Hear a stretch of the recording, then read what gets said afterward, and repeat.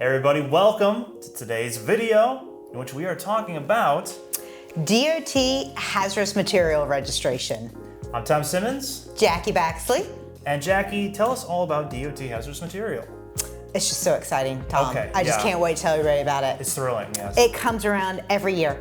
So never miss out on the fun. Absolutely. The Department of Transportation, specifically the Pipeline and Hazardous Material Safety Administration, has an annual hazardous material registration obligation. Okay.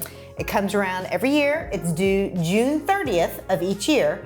So we're recording this, on the 11th of June, so there's still time to join in all the fun. So this is a registration that is required for specific companies that ships specific types of hazardous materials. Okay. So if you don't know what a DOT hazardous material is, I will refer you to HRP's online learning, where you can take one of our DOT hazardous material classes to learn all about hazardous materials.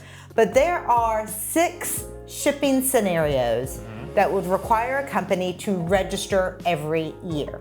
Those shipping scenarios have to do with what do you ship and how much of it do you ship. And so there's any amounts of some of the higher hazard materials and then larger amounts of the less hazardous materials.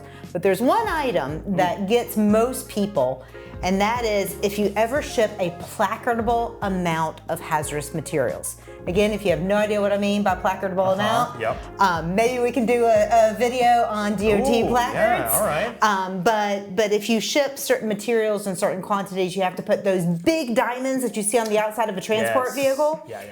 So those big hazard diamonds, that's a placard. Okay. So if you ever ship a placardable amount of a hazardous material, you have to register each year. Gotcha. It doesn't take much. Somebody out there that is shipping hazardous waste, maybe about 2 or 3 drums of hazardous waste is enough for you to have to placard.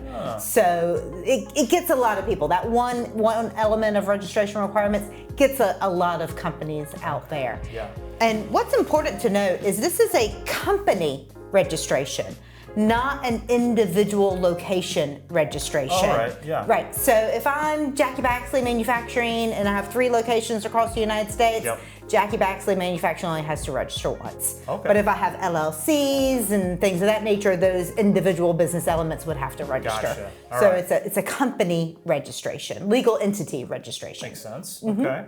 So Jackie, how do you register? Easy. I would love to say you need to call HRP because it's difficult and it's technical and you need our help to do it. But if you not can, so much though. No, if you can order a pair of boots from Amazon, you can register. It's that easy. Gotcha. If you were to look at a paper copy of the registration, it'd be 2 pages, where a page and a half was instructions and only half of the page is the actual registration information. Super easy. It's just asking for company information and details. It's not a technical registration. There is a portal that you can register on, and so we'll put that in the show notes. So you'll see the link to the portal in the show notes. It normally opens up about May for you to register, and then it's due June 30th. And you really want to register in that window so you don't kind of mess up the registration periods. So typically May to June 30 is when you see people register. You can register for multiple years at one time. Okay.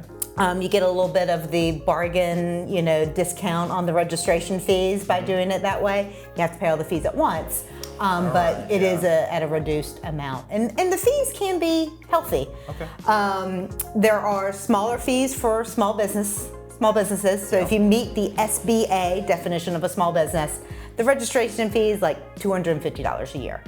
If you're not a small business, it's about $2,600 a year. Okay.